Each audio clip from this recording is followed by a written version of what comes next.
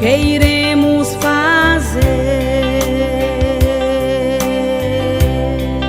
Jogá-lo numa cisterna, suja suas vestes de sangue, dizer que a fera lhe devorou. E lá vem o sonhador, dessa vez o que ele vai contar, que talvez será rei, e aos seus pés iremos nos prostrar. E era assim os pensamentos dos irmãos de José.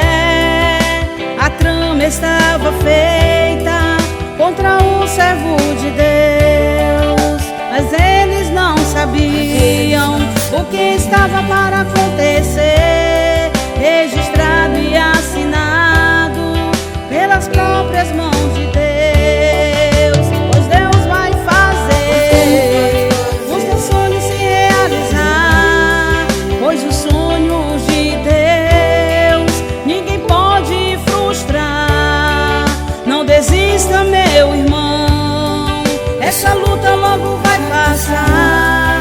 Faça como fez José, que nunca perdeu a fé.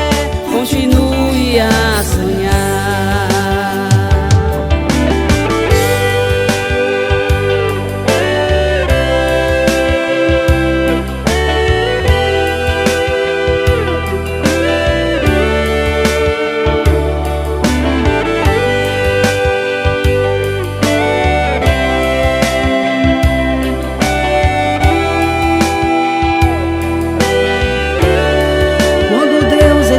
Alguém pra ser vencedor,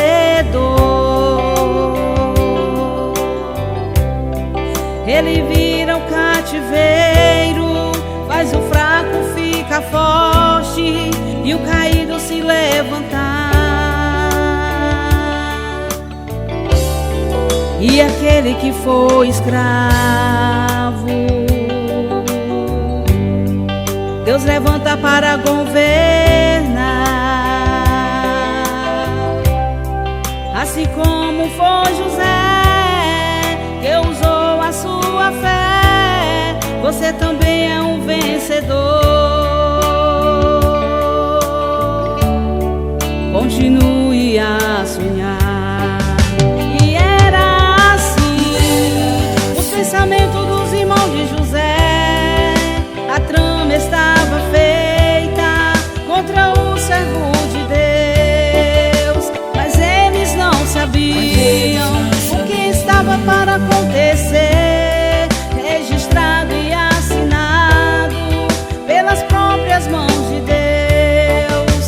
Pois Deus vai fazer os teus sonhos se realizar, pois os sonhos de Deus ninguém pode frustrar. Não desista, meu irmão, essa luta logo vai passar.